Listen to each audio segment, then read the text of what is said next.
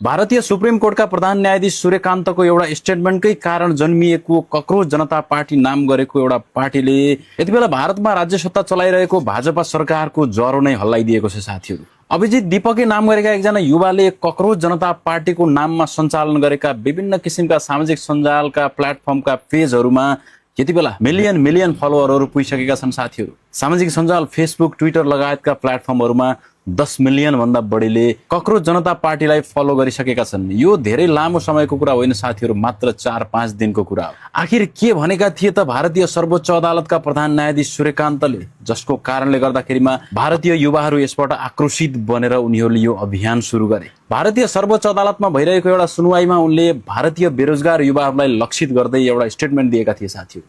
उनले भनेका थिए कि भारतीय युवाहरू साङ्ला जस्ता छन्, जसले कुनै रोजगारी पनि पाउँदैनन् र कुनै पेसामा स्थान पनि पाउँदैनन्। तिनीहरूमध्ये कोही मिडियाकर्मी बन्छन्, कोही सामाजिक सञ्जालमा इन्फ्लुएन्सर बन्छन्, कोही आरटीआई का कार्यकर्ता बन्छन् भने कोही अन्य कार्यकर्ताहरू बन्छन् र अन्ततः तिनीहरूले सबैमाथि आक्रमण गर्न सुरु गर्छन्। चिफ जस्टिसको यही एउटा अभिव्यक्तिको कारणले गर्दाखेरिमा भारतका लाखौं युवाहरू अहिले एकै ठाउँमा जोडिएका छन् साथीहरू, त्यो पनि कक्रोच जनता पार्टीको नाउँमा। उनले भारतीय युवाहरू कक्रोच जस्ता छन् भनेर यसरी भनिदिएको कारणले त्यही कुरालाई उठाएर उनीहरूले पार्टीको नाम नै कक्रोच जनता पार्टी राखेका छन् र अहिले त्यही कक्रोच जनता पार्टीको अभियान सामाजिक सञ्जालमा दिन 2 गुणा रात 4 गुणा यो रफ्तारमा अगाडि बढिरहेको छ।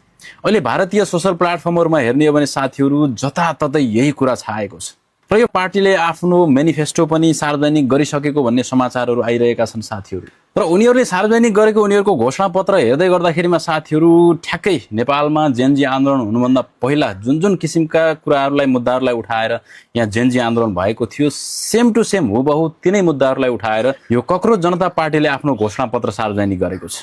र यो कक्रोच जनता पार्टी भारतमा सार्वजनिक भइसके पछाडि साथीहरू अहिले पछिल्लो समय भारतमा सत्ता चलाइरहेको भाजपा यानि कि भारतीय जनता पार्टी जो जसको चाहिँ प्रधानमन्त्री अहिले मोदी छन्, यो सरकारको कहीँ न कहीँ ज्वरो नै हल्लिएको, यो सरकार कहीँ न कहीँ थर्कमान बनेको भनेर भारतीय समाचार माध्यमहरूले भनिरहेका छन्। केही महिना अगाडि मात्रै नेपालमा त्यत्रो भयानक जेनजी आन्दोलन देखेको भारतले कहीँ न कहीँ भविष्यमा आफूले पनि यही किसिमको आन्दोलनको सामना गर्नुपर्ने त होइन भन्ने चिन्ता र चासो उनीहरूलाई पहिल्यैदेखि थियो साथीहरू।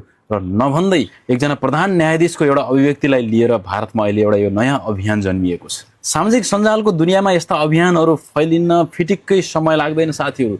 भारतमा 4-5 दिनको अन्तरालमा यो अभियान यसरी फैलिएको छ, यसरी आफूलाई चाहिँ अगाडि बढाएको छ कि अहिले भारतका परम्परागत राजनीतिक दलहरू यसबाट त्रसित बन्दै गइरहेका छन्। कहीँ यसैको आवरणमा भारतमा पनि जेनजी आन्दोलन चर्किने त होइन, कहीँ यो जेनजी आन्दोलनको एउटा बिउ त होइन, भारतीय सत्ता पक्षलाई कहीँ न कहीँ सशङ्कित बनाएको छ। अब हेर्दै जाउँ साथीहरू यो अभियान कहाँसम्म पुग्छ र कहाँ पुगेर कसरी रोकिन्छ या त फेरि यो कसरी अगाडि बढ्छ त्यो त समयले नै बताउने कुरा हो। तर पछिल्लो समय यसको चौतर्फी चर्चा परिचर्चा र यसका विश्लेषणहरू भने समाचार माध्यम सामाजिक सञ्जालहरूमा आइरहेका छन्।